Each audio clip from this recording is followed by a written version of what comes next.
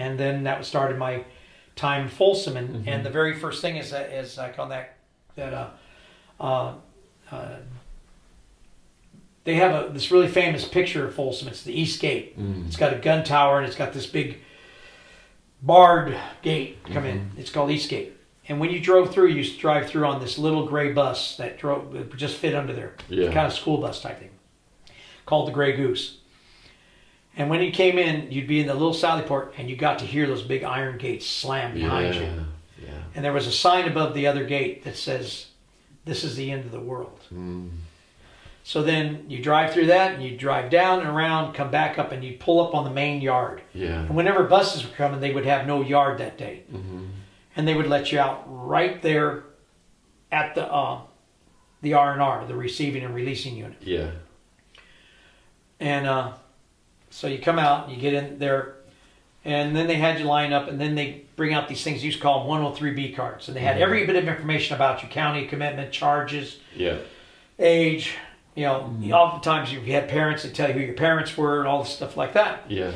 And they would give that to an inmate clerk. Now the inmate clerks now know who you are, where you're from and stuff. So they know who to tell that so-and-so's homeboy from the counties and all that stuff is there. Right. Well, I fell out of Fresno County. Okay. But I never claimed Fresno because I wasn't born in Fresno. I just fell out of Fresno. Yeah. And so we're out there, and kind of my very first introduction to this kind of a prison thing here. Because there were incidents that happened at Vacaville. That's where I saw my first in-house prison killing, was at Vacaville. Right. But in Folsom, I'm there less than 45 minutes. We're standing outside. Yeah.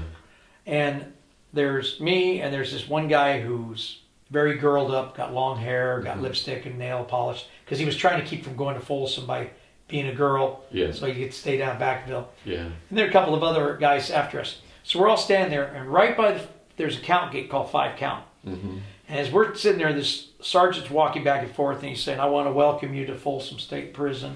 And at Folsom State Prison, we do things our way. Folsom State Prison was built in 1880, built from the granite. This was a quarry, convict blood and split. And as he's talking to us, all of a sudden this count gate slams open, and there's a guard that stands right there. But he's watching what's happening with us. All of a sudden this gate slams open. This little Mexican guy comes running out of this gate. Just a couple steps behind him is this great big Mexican guy with this 14-inch knife in his hand. Jeez. And the little guy turns his head 1 minute to see what's going on. He sees us, turns for a minute, and ends up slamming into a pole right there at the corner of the yard. So he didn't make the track. He hit the yard fencing. Yeah.